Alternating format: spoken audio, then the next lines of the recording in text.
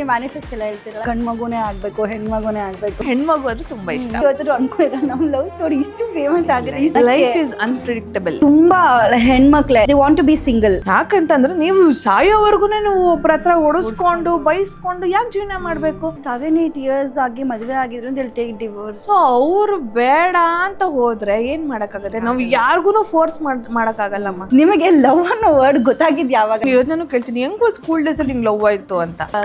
ಕ್ರಶ್ಗಳು ಅವರು ನಿಮ್ಮ ಕನಸಲ್ಲಿ ಬಂದು ಕಾಡಿದ್ರು. ನೆನಪಿಸ್ಕೋತೀನಿ ಯಾವಾಗ್ಲೂ ಈ ತರ ಹೇಳಾಗ ಅಷ್ಟೇ. ಲವ್ ಲೆಟರ್ಸ್ ಅಂತ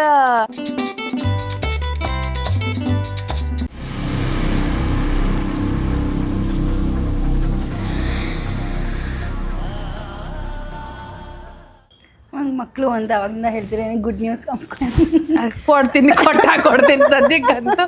ಲೈಕ್ ನಾವೇ ಮಜವಾಗ ಆರಾಮಾಗಿದ್ದೀವಿ. ಲೈಕ್ ಅಂದ್ರೆ ನೀವು ಮ್ಯಾನಿಫೆಸ್ಟ್ ಎಲ್ಲ ಹೇಳ್ತೀರಲ್ಲ, ನಿಮ್ಗೆ ಲೈಕ್ ಗಂಡ್ಮಗುನೇ ಆಗ್ಬೇಕು, ಹೆಣ್ಮಗುನೇ ಆಗ್ಬೇಕು. ನನಗೇನ್ ಗೊತ್ತಾ, ಗಂಡ್ ಮಗುನೇ ಹೆಣ್ಮಗು ಅಂತಿಲ್ವ, ನನಗೆ ಆರೋಗ್ಯವಾಗಿ ಯಾವ ಮಗು ಆದ್ರೂ ಸಂತೋಷ ಅಷ್ಟೇ. ನನ್ಗೆ ಬೇಸಿಕಲಿ ಏನಂದ್ರೆ ಹೆಣ್ಮಗು ಆದ್ರೂ ತುಂಬಾ ಇಷ್ಟ. ನೋಡಿ ಹಿಂಗೆ ಹಂಗೆ ಅಂತಲ್ಲ, ಬಟ್ ಯಾವ್ದಾದ್ರು ಮಗು ಆಗಿರ್ಲಿ, ಬಟ್ ಹೆಣ್ಣು ಮಗು ಆದ್ರೆ ಒಂಥರ ಅದಕ್ಕೆ ಸಿಂಗಾರ ಮಾಡೋದು ಗಂಡ್ಮಕ್ಳಿಗೂ ಮಾಡ್ಬೋದು, ಬಟ್ ಸ್ವಲ್ಪ ಕಮ್ಮಿ. ಹೆಣ್ಮಕ್ಳಿಗಾದ್ರೆ ತುಂಬಾ ತಗೊಂಡ್ ಮಾಡ್ಬಿಡ್ಬೋದು. ನಿಮ್ದೆಲ್ಲ ಈಗ ಏನೇನ್ ನೀವೆಲ್ಲ ತಗೊಂಡ್ ಇಟ್ಕೊಂತ ಇದ್ದೀರಾ ನೆಕ್ಸ್ಟ್ ನಿಮ್ ಮಗಳಿಗೆ? ಇಲ್ಲ ಹಂಗೇನು ಮಾಡ, ಅದು ಬಿಟ್ಟದಾಗ ಏನೇನ್ ಆಗ್ಬೇಕು ಅದಾಗತ್ತೆ ಆ ಟೈಮಿಗೆ ಹಂಗೆ. ಇಲ್ಲ ಈಗ ಅನ್ಕೊಂಡಿದ್ರ ಮ್ಯಾಮ್, ಈಗ ನಿಮ್ ಸ್ಟೋರಿ ಎಲ್ಲ ಹೇಳಿದ್ರಲ್ಲ, ಐ ಫೆಲ್ಟ್ ಯಾವತ್ತಾದ್ರೂ ನಿಮ್ ಲವ್ ಸ್ಟೋರಿ ಇವತ್ತು ಇಡೀ ಕರ್ನಾಟಕಕ್ಕೆ ಗೊತ್ತಾಗಿದೆ. ನಾಟ್ ಕರ್ನಾಟಕ, ಐ ಮೀನ್ ಬೇರೆ ಕಡೆ ಇರೋ ಎಲ್ಲರಿಗೂ ಗೊತ್ತಾಗಿದೆ. ಈ ರೀತಿ ಇವತ್ತಾದ್ರೂ ಅನ್ಕೊಂಡಿದ್ರ ನಮ್ ಲವ್ ಸ್ಟೋರಿ ಇಷ್ಟು ಫೇಮಸ್ ಆಗಿದೆ, ಇಷ್ಟು ಜನಕ್ಕೆ ಗೊತ್ತಾಗತ್ತೆ ಅಂತ? ಅಂಡ್ ಸರ್ ಟಿವಿ ಅದೆಲ್ಲ ಇರ್ಬೇಕಾದ್ರೆ you just said you are marrying the celebrity, what next ಅಂತ ಎಲ್ಲ ನಿಮ್ಗೂ ಇರುತ್ತೆ. ಯಾವ್ದಾದ್ರು ಅನ್ಕೊಂಡಿದ್ರೆ ಈ ತರ ಆಗುತ್ತೆ, ಈ ತರ ಇಷ್ಟು ಜನ? Life is unpredictable. ಏನೇನಾಗುತ್ತೆ ಅಂತ ಗೊತ್ತೇ ಏನು ಅನ್ಕೋಬಾರ್ದು. ಏನೇನಾಗುತ್ತೋ ಅದಾಗುತ್ತೆ, ಬಟ್ ಒಂದೊಂದ್ಸರಿ ನಿಜವಾಗ್ಲೂ ಖುಷಿ ಆಗುತ್ತೆ. ಬಿಕಾಸ್ ನಾನೀಗ ನನ್ನ ಗಂಡನ್ನ ಸ್ಟೇಜ್ ಮೇಲೆ ನೋಡ್ಬೇಕಾದ್ರೆ ಅಥವಾ ನಾವು ಯಾವ್ದಾದ್ರು ಲೈವ್ ಇವೆಂಟ್ಸ್ಗೆ ಹೋದಾಗ ಜನ ಎಷ್ಟು ಪ್ರೀತಿ ಕೊಡ್ತಾರೆ, ಅದನ್ನ ನೋಡಿದಾಗ ತುಂಬಾ ಖುಷಿ ಆಗುತ್ತೆ. ಈವನ್ ನಾನು ಆರ್ಟಿಸ್ಟೇ ಆಯ್ತಾ, ಆ ಜನದ ಚಪ್ಪಾಳೆ, ಜನದ ಪ್ರೀತಿ ಇದೆಯಲ್ವಾ, ಅದ್ರ ಮುಂದೆ ಏನೂ ಇಲ್ಲ ಅಂತ ಅನ್ಸ್ಬಿಡುತ್ತೆ. ತುಂಬ ಖುಷಿ ಆಗುತ್ತೆ. ನನಗೂ ಅಷ್ಟೇ. ಇವಾಗ ನಂದು ಯೂಟ್ಯೂಬ್ ಚಾನಲ್ ಇದೆ. ಸೊ ನನ್ನ ಯೂಟ್ಯೂಬ್ ಚಾನಲ್ ಮುಖಾಂತರನೂ ಎಷ್ಟೊಂದು ಜನ ನನಗೆ ಅಬ್ರಾಡಿಂದ ಮೆಸೇಜಸ್ ಬರ್ತಿರುತ್ತೆ. USA ಇಂದ, ದುಬೈಯಿಂದ, ಎಲ್ಲ ಕಡೆಯಿಂದನೂ ನನಗೆ ಮೆಸೇಜಸ್ ಬರ್ತಾರೆ. ನಿಮ್ಮ ಲವ್ ಸ್ಟೋರಿ ಚೆನ್ನಾಗಿರುತ್ತೆ, ನಿಮ್ಮ ಯೂಟ್ಯೂಬ್ ಚಾನಲ್ ಚೆನ್ನಾಗಿರುತ್ತೆ. It will be very natural. ನಿಮ್ ನೋಡ್ಬೇಕಾದ್ರೆ ಕೆಲವೊಬ್ರು ನೋಡ್ಬೇಕಾದ್ರೆ ಪ್ರಿಪೇರ್ಡ್ ಆಗಿ ಮಾತಾಡೋ ತರ ಇರುತ್ತೆ. ನಿಮ್ದು it will be very normal, ತುಂಬಾ ಸೀದಾ ಹಂಗೆ ತಗೊಂಡು ಹೋಗ್ತೀರಾ. ಆ್ಯಂಡ್ ನಿರಂಜನ್ ಸರ್ ಕೂಡ once when I met he said, ಎಷ್ಟೋ ವರ್ಷದ ಶ್ರಮ ಅವ್ರು ಇವತ್ತು ಈ ಸ್ಟೇಜ್ ಮೇಲೆ, ಎಷ್ಟೋ ವರ್ಷದ ಶ್ರಮ, ಅವ್ರಿಗೂ ಅವಕಾಶಗಳು ಸಿಕ್ಕಿ, ಅವಕಾಶಗಳು ಕಿತ್ಕೊಂಡು ಅವರು ಎಷ್ಟೊಂದು ಕಷ್ಟಪಟ್ಟು ಇವತ್ತು ನಿರಂಜನ್ ಸರ್ ಯಾವುದೋ ಒಂದು program host it's be very natural. ಅವ್ರು ಆಂಕರಿಂಗ್ ಮಾಡ್ತೀರ ಅಂತಾನೆ ಅನ್ಸಲ್ಲ. ವೆರಿ ಈ ತರ ಒಂದು ಹೋಸ್ಟ್ ಬೇಕಿತ್ತು ನಮ್ಮ ಇದಕ್ಕೆ. ಮಜಾ ಏನು ಅಂತಂದ್ರೆ, ಇತ್ತೀಚೆಗೆ ನಮ್ಮೆಲ್ಲಾ ಫ್ರೆಂಡ್ಸ್ನು ಈಗ ನಿರಂಜನ್ ಯಾವುದಾದ್ರೂ ಶೂಟ್ಗೆ ಅಂತ ಹೋಗಿರ್ತಾನೆ, ಏನೋ ಒಂದು ಪಾರ್ಟೀಸ್ಗೋ ಅಥವಾ ಪೂಜೆಗಳಿಗೋ ಮಿಸ್ ಆಗಿಬಿಟ್ಟಿರುತ್ತೆ. ಮಜಾ ಏನು ಅಂತಂದರೆ, ಅರ್ಧ ನಿರಂಜನ್ ನನ್ನಲ್ಲೇ ಎದ್ಬಿಟ್ಟಿದ್ದಾನೆ. ಈಗ ನಿರಂಜನ್ ಯೂಶಲಿ ಹೇಳ್ತಾರೆ, ಮದುವೆ ಆಗಿ ಒಂದು 7 ವರ್ಷಕ್ಕೋ ಏನೋ ಇದರ ಗಂಡ ಹೆಂಡತಿ ಥರ ಆಡೋದು ಅಥವಾ ಹೆಂಡತಿ ಗಂಡನ ಥರ ಆಡೋದು, ಆ ಥರ ಏನೋ ಒಂದು ಸಿಂಪ್ಟಮ್ಸ್ ಆ ಥರದ್ದು ಒಂದು ಅವ್ರು ಬಂದ್ಬಿಡುತ್ತಂತೆ. ನನಗೆ ನಿರಂಜನ್ ಫುಲ್ ಆವರಿಸ್ಕೊಂಡ್ಬಿಟ್ಟಿದ್ದಾನೆ. ಹೆಂಗೆ ಅದು ಏನೋ ಹೆಂಗೆ ಅಂತ ಗೊತ್ತಿಲ್ಲ. ಅವ್ನು ಮಾತಾಡೋ ಥರನೇ, ಅವ್ನು ಕೌಂಟ್ರ್ ಕೊಡೋ ಥರ ನಾನು ಹೆಂಗೋ ಕೊಡ್ತಾ ಇರ್ತೀನಿ. ಫ್ರೆಂಡ್ಸ್ ಎಲ್ಲ ನಗ್ತಾ ಇರ್ತಾರೆ, ಏನೇ ನಿರಂಜನ್ ಹಂಗೆ ಅಂತ ಆವರಿಸ್ಕೊಂಡ್ಬಿಟ್ಟಿದ್ದಾರೆ ನಿರಂಜನ್ ಪೂರ್ತಿ ಪೂರ. Yes, okay ma'am. ಈಗ ತುಂಬಾ ಹೆಣ್ಮಕ್ಳೆ I have seen they want to be single. ಅಂದ್ರೆ ಅವ್ರಿಗೆ ತುಂಬಾ ಲೈಕ್ ಹ್ಯಾಸ್ ಯು ಸೆಡ್, ಈ ಲವ್ ಅನ್ನೋದು ಬೇಜಾನ್ ಬರ್ತಿರುತ್ತೆ ಲೈಫಲ್ಲಿ ಅಂತ. ಮದುವೆ ಅಂದ್ರೆ ಒಂದೇ ಸತಿ, ಬಟ್ ಈಗ ಏನಾಗಿದೆ, ಲವ್ ತುಂಬಾ ಬರುತ್ತೆ, ಮದುವೆನೂ ತುಂಬಾ ಆಗ್ತಿರುತ್ತೆ. So most of the women ಅವ್ರು ಹ್ಯಾವ್ ಟು ಬಿ ಸಿಂಗಲ್ ಅನ್ನೋ. ಯಾಕೆ ಮ್ಯಾಮ್ ಆ ಒಂದು ಮೈಂಡ್ಸೆಟ್ ಬರುತ್ತೆ ಅಂತ? ಕೆಲವೊಂದ್ಸತಿ ಹುಡುಗಿದೇ ತಪ್ಪಿರುತ್ತೆ, ಹುಡುಗನೇ ತಪ್ಪಿರುತ್ತೆ. ಎಂಡ್ ಆಫ್ ದ ಡೇ ಇಬ್ಬರಲ್ಲಿ ಒಬ್ಬರಾರು ಉಳಿಸ್ಕೋಬೇಕಾ ಅಥವಾ ಇಬ್ರು ಉಳಿಸ್ಕೋಬೇಕಾ ಅದನ್ನ? ಈಗಿನ ಜನರೇಷನ್ನು ಏನಾಗ್ಬಿಡಿದೆ ಅಂತಂದ್ರೆ, ಲಿವಿನು ಅದು ಇದು ತುಂಬಾ ಏನೇನೋ ಬಂದ್ಬಿಡಿದೆ. ಈ ಜನ್ಜಿ ನಿಜವಾಗ್ಲೂ ಹೇಳ್ತೀನಿ, ನನಗೆ ಒಂದೊಂದ್ಸರಿ ಶಾಕ್ ಆಗ್ತಿರುತ್ತೆ. ಏನು ಯಾರೋ ಒಂದು ಹುಡುಗನ ಇಷ್ಟ ಆಗುತ್ತೆ, ಒಂದ್ಸರಿ ನೋಡಿದ ತಕ್ಷಣ ನಿಂಗೆ ಕ್ರಶ್ ಆಗಬಹುದು, ಬಟ್ ಒಂದೇ ಸರಿ ಲವ್ ಅಂತೂ ಆಗಕ್ಕೆ ಸಾಧ್ಯನೇ ಇಲ್ಲ. ಖಂಡಿತ ಹೆಂಗಾಗತ್ತೆ? ಈಗ ನೀನು ಬರೀ ಹೊರಗಡೆ ನಿನ್ ಮುಖ ಇದನ್ನ ನೋಡಿ ಲವ್ ಮಾಡೋದು ಇಸ್ ವೆರಿ ಡಿಫಿಕಲ್ಟ್ ಅಂಡ್ ತುಂಬಾ ತಪ್ಪು ಅಂತಾನೆ ಹೇಳೋದು. ಅದೇ ತಪ್ಪಾಗ್ತಿರ, ಅದೇ ತಪ್ಪಾಗ್ತಾ ಇರೋದು. ಹೋಗ್ತಾರೆ, ನೋಡ್ತಾರೆ ಆ ತರ ಮಾಡೋದು. ಆಮೇಲೆ ಆ ವ್ಯಕ್ತಿಗಳು ಹೆಂಗಿರ್ತಾರೆ ಏನು ಅಂತ ಗೊತ್ತೇ ಇಲ್ಲ. ಸೊ ಅದು ಹೆಂಗೆ ಅವ್ರು ನನಗೂ ಅದು ಇನ್ನೂ ನನಗೂ ಆಶ್ಚರ್ಯ ಆಗಿದೆ. ನಾನು ನಿರಂಜನು ತುಂಬ ಯೋಚನೆ ಮಾಡ್ತಿರ್ತೀವಿ, ಹೆಂಗೆ ಈ ಜನ್ಸಿಗಳು ಈಗಿರೋ ಜನ್ರೇಷನ್ನು ಸಡನ್ನಾಗಿ ಯಾರೋ ಒಂದು ಹುಡುಗನ ನೋಡ್ತಾರೆ, ಇಷ್ಟ ಆಗ್ಬಿಡುತ್ತೆ, ಅವ್ರಿಗೆ ಮೆಸೇಜ್ ಮಾಡೋದಾಗಿರಲಿ, ಆ ಥರದ್ದೆಲ್ಲ ಮಾಡ್ತಾರೆ. ಅದು ಹೆಂಗೆ ನನಗೂ ಅದು ಕ್ವಶನ್ ಮಾರ್ಕು. ಬಟ್ ನೀವು ಹೇಳಿದ್ರಿ ಸಿಂಗಲ್ಲು ಹಾಗೆ ಹಿಂಗೆ ಅಂತ. ಒಂದು ರಿಲೇಷನ್ಶಿಪ್ಪು ಚೆನ್ನಾಗಿರಬೇಕು, ಅವ್ರ ಲೈಫ್ ಲಾಂಗು ಇರಬೇಕು ಅಂತಂದರೆ ಇಬ್ಬರ ಪ್ರಯತ್ನನೂ ಇರಲೇಬೇಕು. ಒಂದೇ ಕೈಲಿ ಚಪ್ಪಾಳೆ ತಟ್ಟಕ್ಕಾಗಲ್ಲ ಅಲ್ವಾ? ಸೊ ಈಗ ನೀವು 50% ಎಫರ್ಟ್ ಆಗ್ತಿದ್ದೀರ ಅಂತಂದರೆ ನಿಮ್ಮ ಹಸ್ಬೆಂಡು ಅಥವಾ ಬಾಯ್ ಫ್ರೆಂಡು ಅವರು ಹಾಕಲೇಬೇಕು. ಆ ಈಕ್ವಲ್ ಎಫರ್ಟ್ಸ್ ಇದ್ದಾಗ ಮಾತ್ರನೇ ನಾವು ಜೀವನ ಸಾಗಿಸೋಕ್ಕಾಗತ್ತೆ. ಇನ್ನು ಕೆಲವೊಂದು ಸಿಚುವೇಶನ್ ನಾನು ಹೇಳ್ತೀನಿ. ಇಫ್ ಇನ್ ಕೇಸ್ ಯಾವಾಗ ನಾನು ಒಂದೊಂದ್ಸರಿ ನಾನು ಡಿವೋರ್ಸ್ಗೂ ಸಪೋರ್ಟ್ ಮಾಡ್ತೀನಿ, ಇಲ್ಲ ಅಂತ ಅಲ್ಲ. ಬಿಕಾಸ್ ಕೆಲವೊಂದು ರಿಲೇಷನ್ಶಿಪ್ಪು ತುಂಬ ಅಫೇರ್ಸ್ ಇಟ್ಕೊಂಡಿರ್ತಾರೆ. 7-8 years ಆಗಿ ಮದುವೆ ಆಗಿದ್ರು ಅಂತ ಟೇಕ್ ಡಿವೋರ್ಸ್. ಡಿವೋರ್ಸ್ ಆಗಿರುತ್ತೆ, ಅಥವಾ ತುಂಬ ಮೆಂಟಲ್ ಹರಾಸ್ಮೆಂಟ್ಸು ಅಥವಾ ಫಿಸಿಕಲ್ ಅಬ್ಯೂಸ್ ನಡೀತಾ ಇರುತ್ತೆ. ಆ ಥರ ಸಿಚುವೇಶನ್ ಇದ್ದಾಗ ನಾನು ಖಂಡಿತವಾಗ್ಲೂ ನಾನು ಸಪೋರ್ಟ್ ಮಾಡ್ತೀನಿ, ನೀವು ಡಿವೋರ್ಸ್ ತೊಗೊಳ್ಳಿ. ಬಿಕಾಸ್ ನಿಮ್ಮದು ಅಂತ ಒಂದು ಜೀವನ ಇರುತ್ತೆ. ಯಾಕಂತಂದರೆ ನೀವು ಸಾಯೋವರೆಗೂ ನೀವು ಒಬ್ಬರ ಹತ್ರ ಓಡಿಸ್ಕೊಂಡು ಬೈಸ್ಕೊಂಡು ಯಾಕೆ ಜೀವನ ಮಾಡಬೇಕು? ನಿಮ್ಮ ಜೀವನ ನಿಮ್ದಿರುತ್ತೆ. ನೀವು ನಿಮ್ಮ ಲೈಫಲ್ಲಿ ಸಾಯೋವರೆಗೂ ನಾನು ಕಷ್ಟಪಟ್ಕೊಂಡೇ ಇರಬೇಕು ಅನ್ನೋದು ತಪ್ಪದು. ನಿಮ್ಮದೇ ಆದ ಒಂದು ಲೈಫ್ ಇರುತ್ತೆ. ನಿಮ್ಗೆ ತುಂಬ ಲೈಫಲ್ಲಿ ತುಂಬ ಸಫಿಕೇಷನ್ ಆಗ್ತಿದೆ, ಒಂದು ವ್ಯಕ್ತಿಯಿಂದ ಜೀವನ ಮಾಡೋಕ್ಕಾಗ್ತಾನೇ ಇಲ್ಲ ಅಂತಂದಾಗ ನೀವು ಡಿವೋರ್ಸ್ ತೊಗೊಳೋದ್ರೆ ಒಂದು ಅರ್ಥ ಇದೆ. ಸಣ್ಣ ಪುಟ್ಟಕ್ಕೆ ನನಗೆ ಗಂಡ ಡ್ರೆಸ್ ಕೋಡ್ಸಿಲ್ಲ, ಟ್ರಿಪ್ಪು ಕರ್ಕೊಂಡು ಹೋಗಿಲ್ಲ, ಅಥವಾ ಇನ್ನೊಂದು ಮಾಡಿಲ್ಲ, ಈಗ ಕೆಲವೊಂದು ಕೇಳ್ತಿರೋದು ಹಾಗೆ ಆಗ್ತಾ ಇದೆ. ಆ ಥರ ನಾನು ಸಪೋರ್ಟ್ ಮಾಡೋದೇ ಇಲ್ಲ. ಈಗ ಮ್ಯಾಮ್ ಹೆಂಗಂದ್ರೆ ಒಂದು ಕಪಲ್ ಇರ್ತಾರೆ ಅಂತ ಅನ್ಕೊಳ್ಳಿ. ಇದು ನನ್ನ ಕ್ವೆಶನ್ ನಿಮಗೆ. ಇವನ್ ಶೀಲ್ ಬಿ ವರ್ಕಿಂಗ್, ಅವ್ರಿಗೂ ವರ್ಕ್ ಫೈನಾನ್ಷಿಯಲಿ ಚೆನ್ನಾಗಿರ್ತಾರೆ. ಆ ಬಾಯ್ ಒಂದು ಹುಡುಗಿ ನನಗಿಂತ ತುಂಬ ಚೆನ್ನಾಗಿ ಬೆಳೀತಾಳೆ ಅಂದಾಗ ಹಿ ವಿಲ್ ನಾಟ್ ಅದನ್ನು ಅಕ್ಸೆಪ್ಟ್ ಮಾಡಲ್ಲ, ಅದನ್ನು ಒಪ್ಕೊಳ್ಳಲ್ಲ. ಹಿ ವಾಂಟ್ ಯಾವಾಗಲೂ ವುಮೆನ್ನು ಒಂದು ಹುಡುಗನಿಗಿಂತ ಕಡಿಮೆ. ಯಾಕೆ ಅದು ನಿಜ ಹೇಗೆ? ಬಟ್ ನನಗೆ ಗೊತ್ತಿಲ್ಲ. ಮುಂಚೆ ಇತ್ತೇನೋ ಆ ಥರ ನಾನು ನೋಡ್ತಿದ್ದೆ. ಮುಂಚೆ ಅದಿತ್ತು ಹಳೆ ಕಾಲದಲ್ಲಿ. ನನಗಿಂತ ನನ್ನ ಹುಡುಗಿ ಅಥವಾ ವೈಫ್ ಆಗೋರು ನನಗಿಂತ ತುಂಬ ಕೆಳಗೆ ಇರಬೇಕು. ಬಟ್ ಈಗ ಇನ್ನವೇ ಅದು ಚೇಂಜ್ ಆಗ್ತಾ ಇದೆ, ಆಯಿತಾ? ಸೊ ನಾನು ನನ್ನ ಎಕ್ಸಾಂಪಲೇ ಕೊಡ್ತೀನಿ, ಬೇರೆ ಯಾರದು ಕೊಡಲ್ಲ. ನನ್ನ ಗಂಡ ಹೇಳ್ತಾನೆ, ಈಗ ನಿರಂಜನ್ ದೇಶಪಾಂಡೆ ಹೆಂಡತಿ ಅಂತ ಹೇಳ್ತಾರೆ, ಆಯಿತಾ? ನಾಳೆ ದಿನ ಏನು ಹೇಳಬೇಕು, ಯಶಸ್ವಿನಿ ಗಂಡ ನಿರಂಜನ್ ದೇಶಪಾಂಡೆ ಅಂತ ಹೇಳೋ ಥರ ನೀನಾಗಬೇಕು ಅನ್ನೋ ಅವನ ಆಸೆ. ಎಲ್ಲರೂ ಹೀಗೆ ಇರಲ್ಲ. ಈಗ ಎಲ್ಲರೂ ಈಗ ಇರೋದಿಲ್ಲ, ನಾನು ಒಪ್ಕೋತೀನಿ.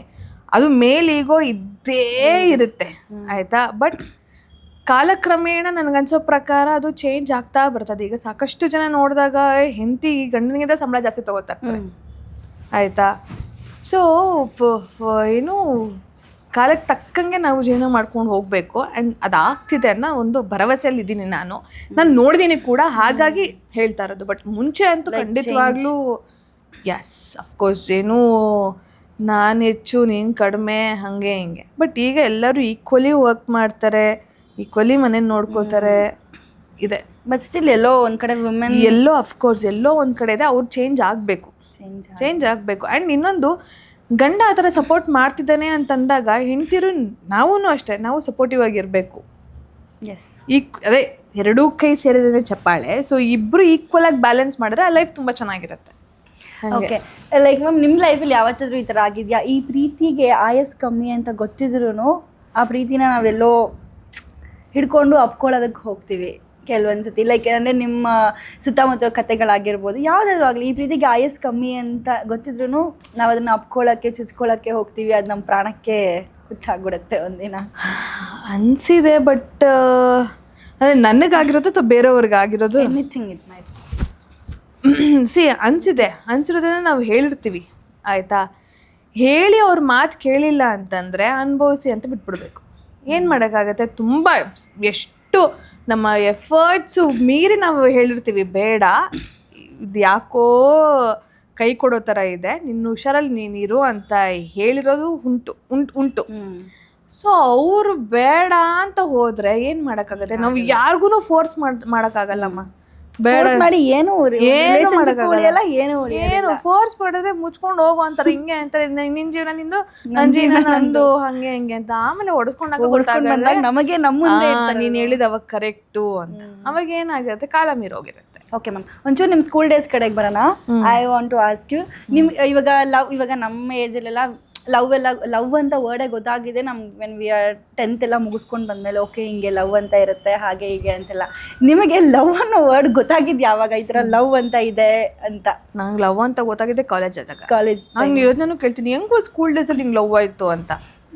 ಅವ್ರು ಸ್ಕೂಲ್ ಡೇಸ್ ಅಲ್ಲೇ ಲವ್ ಆಗೋಗಿತ್ತು ನಂಗೆ. ಸ್ಕೂಲ್ ಡೇಸ್ ಅಂತಂದ್ರೆ ಫ್ರೆಂಡ್ಸು, ಓದು, ಟಾರ್ಗೆಟ್ ಕೊಟ್ಟಿರ್ತಾರೆ, ಓದೋದ್ರಲ್ಲಿ ನಾನು ಫುಲ್ಲು ದದ್ದಿನೇ. ನಾನು ಓಪನ್ ಆಗಿ ಹೇಳ್ತೀನಿ, ನಾನು ವೆರಿ ಮೀಡಿಯಂ ಸ್ಟೂಡೆಂಟ್. ನಾನು ಫೇವ್ರೆಟ್ ಸಬ್ಜೆಕ್ಟ್ ಯಾವುದು?